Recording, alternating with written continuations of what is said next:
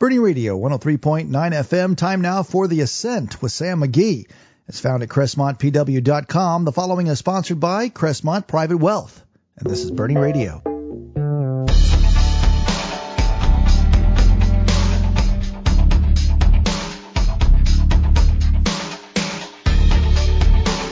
This is Sam McGee with the Ascent, brought to you by Bernie Radio. The opinions expressed are mine only. The material in discussion is for informational purposes only. It does not constitute investment advice and is not intended as an endorsement for any specific investment. All right, with that out of the way, with the legalese, we're going to be talking about food today and finance. So you might be wondering, what does food and finance have in common? Well, actually, a lot more than you might think. I have a special guest with me here today, Alec Walker, EVP out of our Houston office with Crestmont Private Wealth. We have an office here locally in Bernie at 604 South Main and an office at One Riverway in Houston. Alec Walker is our EVP.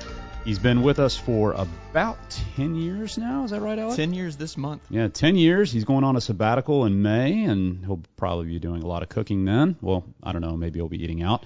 But Alec is a fantastic chef, okay? Not only is he a financial planner, certified financial planner, but also a really great chef. And so we were talking recently and talking about the analogies of food and money, and he really had quite a lot to say. So, Alec, I'm going to turn it over to you. Yeah, we started talking and was trying to compare just something that I'm passionate about, something that I love doing at home with my family, and what we do day to day, in private wealth management, and started a little bit going down that path of comparing private wealth management to fine dining or going out to a nice restaurant, and comparing the two because, we often get a question from, well, I can do it myself. I can do my finances myself. Constantly. It's easy. I mean, it makes sense. You can open your phone and place a trade and look at your accounts, and there's technology and tools that are available that makes it, kind of at the tip of your fingers. And it's also very similar to cooking as well. You can go on YouTube, TikTok, cookbooks, learn new recipes, learn new techniques, and feel like, hey, I'm just as good as that chef at my favorite restaurant that I love going to for special occasions. But you said chef, and I prefer to use home cook. Yes. Because I understand that there is a difference. I'm pretty skilled. Friends, family will say that. It's a passion. My wife and I. One thing I remember when we actually started dating in high school, and she came over for one of the first times for it was Easter, and my dad's family. We had my whole dad's family, aunts and uncles over. Were Spanish, and I made paella that day for the entire family.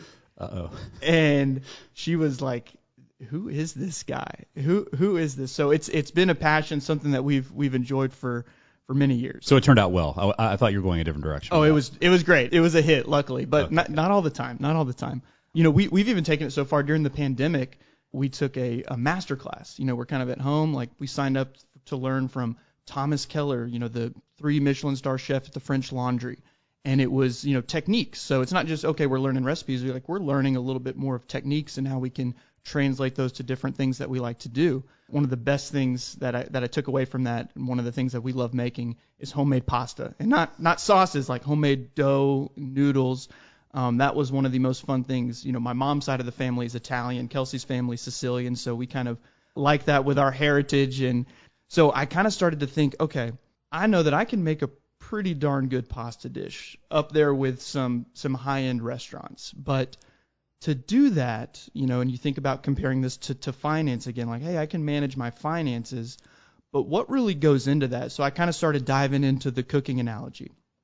Okay, if I'm going to make pasta, first thing I got to do is I got to acquire those ingredients. I got to either go to the store, which takes time, or I got to pay a premium to get those groceries delivered, which we know that the cost of that is not fun. So I get all my ingredients, I get my dough. You could do off the shelf, dry pasta, but there's a difference between the two. It's not going to compare. Those dishes are not apples to apples. So I got to home make my dough. I got to get all the ingredients, mix it up, roll it out, get it combined together. Usually the next day my hands are aching and sore because it's a lot of work. Got to let the dough rest for 4 hours. It's not ready to go immediately. So during that time, I can start sautéing some vegetables, preparing everything, Maybe I'm putting on a meat to slow braise, for the sauce later that day. And so kind of going through the preparation. Maybe during the time I'll open a bottle of wine. I don't have a sophisticated palate, so you're talking, just $15, $20 bottle of wine off the shelf, just something to. But no $2 Chuck, right? No $2 Chuck, middle of the road. And I'll get into how I do wine at a fine dining restaurant later. The pasta's ready. I get the dough out. I'm flattening it out, cutting it to my desired shape. Whether it's a fettuccine, a spaghetti for a carbonara, lasagna sheets for homemade lasagna. Get the sauce going, boil in the water, throw the pasta in. Luckily, with homemade pasta, it boils in about 30 seconds to a minute, so real quick. Mixing it up with my sauce, getting the emulsification going with the starches, preparing a side or a Caesar salad maybe to go with it. Homemade Caesar dressing with anchovies is crucial. And then, we're kind of prepared. Okay, we're sitting down. We're setting the table, getting the bottle of wine, the wine glasses out. And at this point, it's like, okay, I hope my daughter's going to eat this. and usually she does. Any pasta, we just kind of say it's sketty. She really did. This is Sam McGee with the Ascent, and you're listening to a podcast talking with Alec Walker, EVP in Houston, Texas. And we can be reached at www.crestmontpw.com, or you can come find us on Main Street, 604 South Main, or One Riverway in Houston. If you're listening to this show, we haven't started talking about money yet, and you probably want to hire Alec to be your in-home chef. Unfortunately, he's not for hire. Alec, please continue. So we sit down. We finally get to enjoy the meal. Most of the time, it's great. Hopefully, I've done everything correctly. Usually, Kelsey will say I'm my toughest critic on myself, so I'm always poking holes on how I could do things better. But, usually it's great. We enjoy it, and then we get to go on about our evening, right? No. We've got to clean up now. So dishes got to be cleaned and put away in the dishwasher. We got to pack up the leftovers.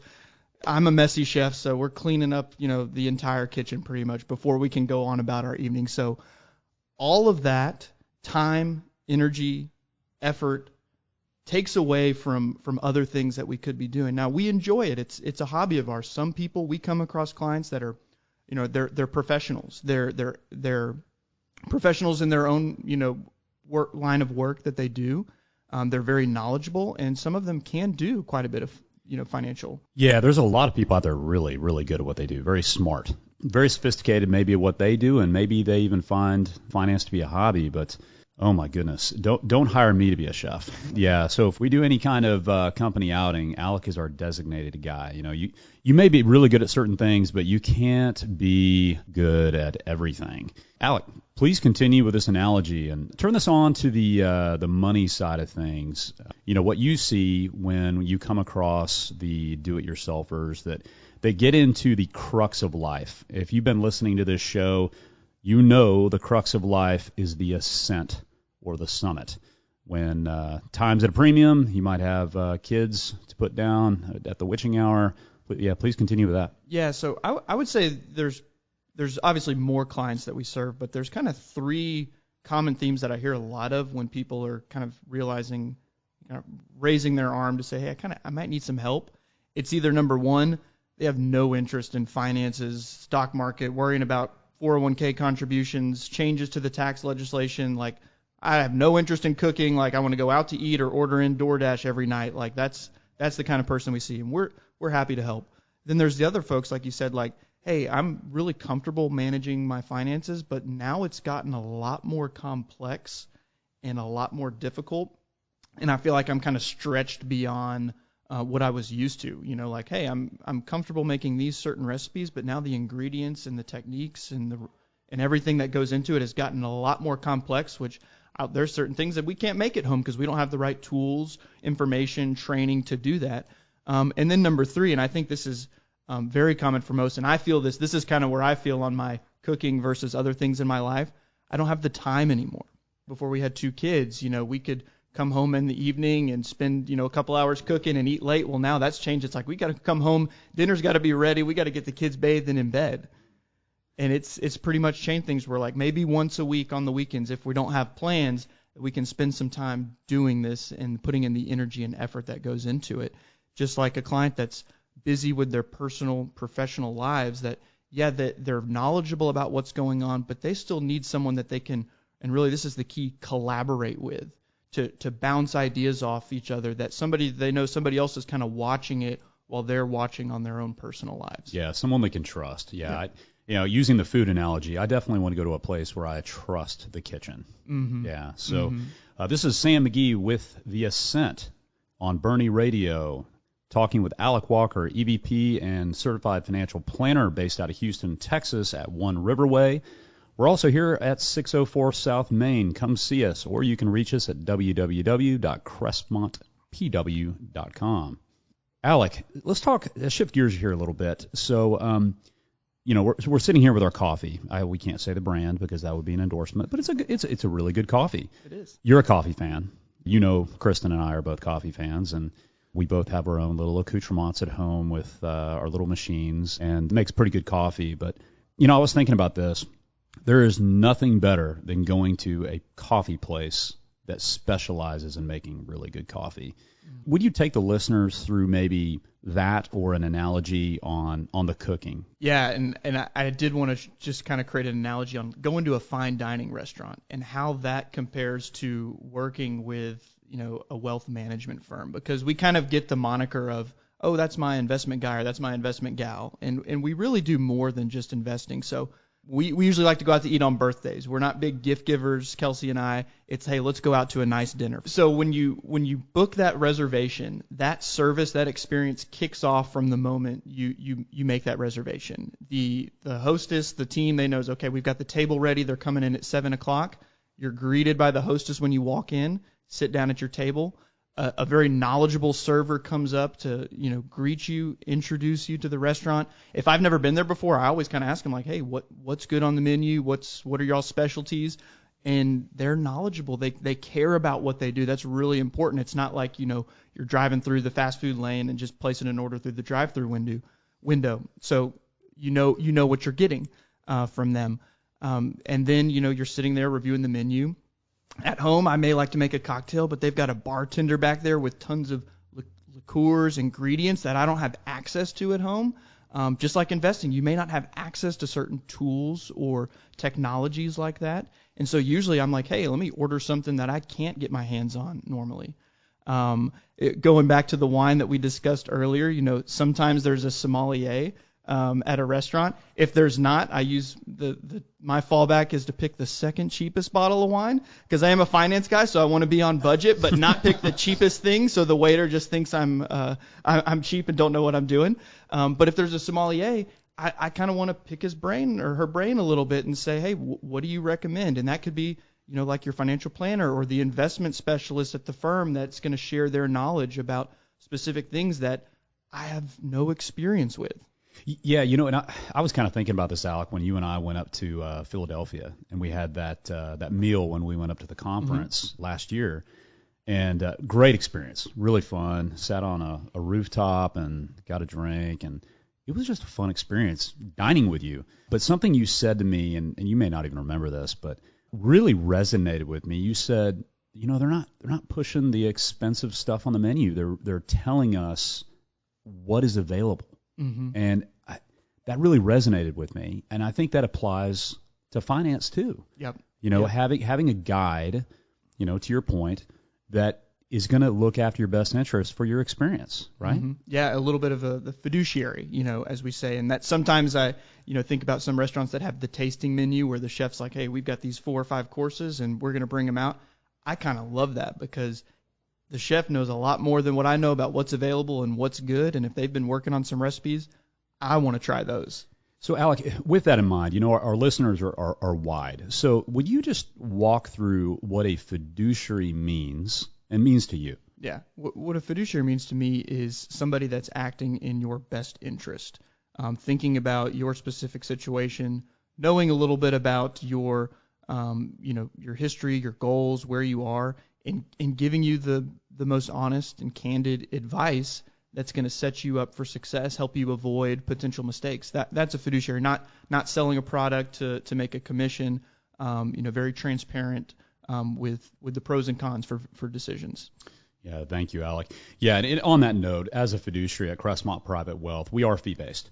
So that means that we can be objective and not point on certain things on the menu that compensate us more, which I think is really important.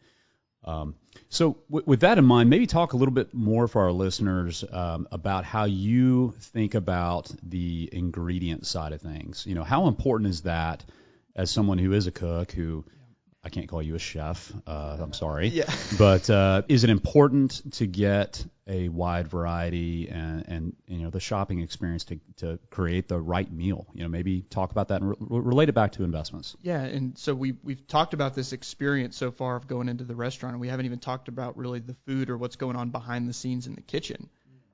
So back there, we've got a head chef. Maybe that's the chief investment officer or the the head of financial planning there, and then a whole team of sous chefs, line cooks, pastry chefs that have been working day and night, weeks in advance to prepare the night service for what's coming up. And they work with, again, they can get things that I can't get at HEB, working with local farmers, ranchers, distributors, produce providers to get the freshest and best ingredients that go into the meal that they're serving. And, again, that kind of relates back to different investment options, scouring the thousands of different ETFs, mutual fund stocks out there that can be overwhelming to some people, and providing like, hey, we've looked at everything. We've condensed it down to these menu offerings that we have available for you. Yeah, I think about when I get sent to the grocery store, and I do get sent to the grocery store, I have a very specific list, and I'll even have pictures of text messages of certain things that I have to buy. And if I come back with the wrong thing, I actually get sent back to the store in a very friendly way, of course. But yeah, I think it is important that the ingredients that go into the meal or the investments that go into the investment plan are properly selected with you in mind and are done by somebody who has your best interests in mind. Mm-hmm. It's a great analogy, and the options out there are overwhelming. And just kind of going on that thread, I don't want to step too much onto your menu here, but when I think about going into a certain branded store that has their own white labeled products, and you go down the aisle and it's like, oh my gosh, it's the same white labeled products all the way down the aisle. I don't want that. I want to have a wide variety. I want to be able to pick between organic and non-organic, and it's the same thing with investments. And as a chief investment officer for Crestmont Private Wealth, that is exactly how we do it. We look at the very wide assortment that's out there and then narrow it down to a few. And kind of using the example of the person doing it at home that may be making a really great meal, the one difference that I kind of go back, again, humbling myself, being, hey, I'm not like any of these chefs out there at these amazing restaurants, is they cook, they've cooked hundreds of steaks for thousands of people under different circumstances with different, variables that may be changing it from time to time. I've got my one little, cast iron skillet on my stove, and I can cook a good steak, and most of the time it comes out great. But that's just like investing. You have your own, if you're working on your own finances in your own silo, you've only got your own experiences, your own biases that you act on. Whereas we're, again, going back to that collaboration and that chef, we've got hundreds of different relationships that we worked with over a decade, going through 1,000 different scenarios that we have experience with that we then share with our clients. And I, kind of used this example recently. We're actually meeting with a client today to talk about something that I just learned dealing with another client on an issue that came up on a new tax legislation change that I'm like, hey, I just helped, this client over here. I've got 3 other clients that this situation could apply to. I'm going to go kind of share that wealth of knowledge and experience that we've got. And so that's another big difference. It's kind of going back to that point, Sam talked about the chief investment officer, putting together the different ingredients, and the same thing for the planning. For some folks, it may be drive-through restaurants or a fast casual restaurant is great, but there's a different level of service there. Again, going back to the server, the sommelier, the hostess that really kind of knows you. If it's a place you frequent, they care about you. Yeah, you can call an 800 number and maybe get an answer sometimes, but we're working to develop relationships with clients over time to really get to know them so that when they call them or we call us, there's that trust and collaboration that is built up over time. It's by no means immediate. It takes time to build that up, but that's kind of what we're going for. Wow. Well said, Alec. And if your mouth is watering out there, mine is. I'm ready for him to cook me a meal. All right, that about reaches the end of the show. So, Alec, I want to close with one thing. I'm sure our listeners are curious. What is the worst meal experience you've had as a home chef? Yes, I have a story I remember vividly. I believe we were cooking a beef stir fry, some sort of Asian dish, meat and vegetables sauteed up with some rice, and looked great. It was delicious. We go to eat, and I accidentally used the Worcestershire bottle instead of the soy sauce bottle. So yeah, that meal went right in the trash can. Oh gosh, attention to details, right? Yes, very important. All right. Well, Alec, thank you very much for making the flight over from Houston, Texas. I know you've got a jam-packed schedule today, and just thank you for joining us, and thank you, listeners, for tuning in. Thanks for having me. This is Sam McGee with the Ascent on Bernie Radio. We are at 604 South Main here locally in Bernie, and also have an office at One River Way in Houston, Texas, near the Energy Corridor. You can reach us at www.crestmontpw.com, and we'd love to hear from you. If you've enjoyed this show, please subscribe to our podcast and reach out to us. We can be reached by email also at info@crestmontpw.com. Happy cooking, happy finances. This is Sam McGee with The Ascent, brought to you by Crestmont Private Wealth.